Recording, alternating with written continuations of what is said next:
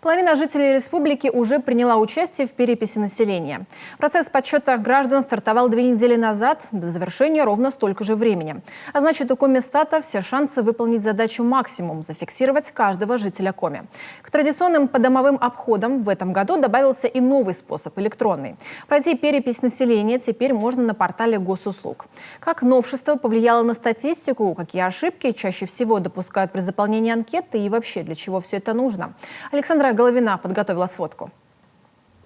Яркий шарф, жилет и сумка с характерной символикой. Каждому переписчику отдельный участок, а это плюс-минус 500 человек. И пусть всероссийская перепись приблизилась к условному экватору, работы еще на 2 недели вперед.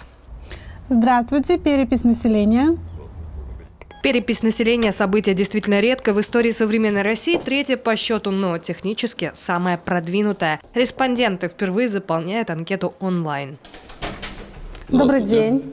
Меня зовут Екатерина, я ваш переписчик. Я вижу, вы переписались на госуслугах. Было. Разрешите я отсканирую ваш QR-код? Пожалуйста.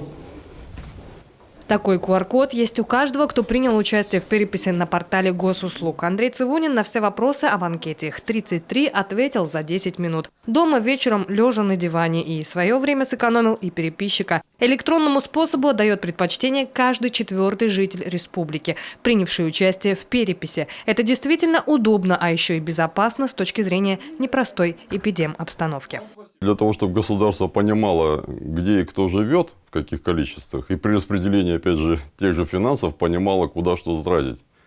Поэтому не совсем понимаю людей, которые не хотят переписываться, а потом говорят, а почему нам не выделили деньги на здравоохранение, на школу или еще на что-то. Принять участие в подсчете граждан в удобное лично для вас время можно и в стационарном пункте по республике. Таких более 200. На сайте Комистата есть все адреса. Кстати, перепись проводят в штатном режиме, несмотря на объявленные выходные дни. Отменять уже было некуда. Учет должны были провести еще в 2020 году, но трижды переносили из-за пандемии. Ну и, пожалуй, самое главное, что волнует граждан, какие вопросы им зададут. Самые разные. Пол, возраст, гражданство, национальность, источники дохода и условия проживания. Все ответы будут записаны со слов самого отвечающего, и никаких подтверждающих документов предъявлять не надо. Как показал опыт, очень многие люди путают адрес проживания и адрес регистрации. То есть, когда мы проводим перепись, нас интересует именно, где люди живут фактически.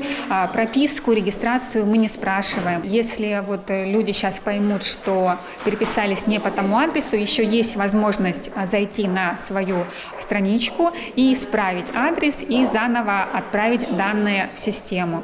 Переписные листы можно исправить до 8 ноября, а сама перепись завершится 14-го. Ценную статистическую информацию будут собирать воедино долгие месяцы. Первые данные появятся в апреле следующего года. Никакой личной информации, только что называется общая температура по больнице. Сводка поможет ответить на 2 главных для любой страны вопроса – сколько нас и какие мы. Результаты имеют не только научное и аналитическое значение, но и прямо воздействуют на политические и экономические решения. Александра Головина, Олег Юшков, телеканал Юрган, Сыктывкар.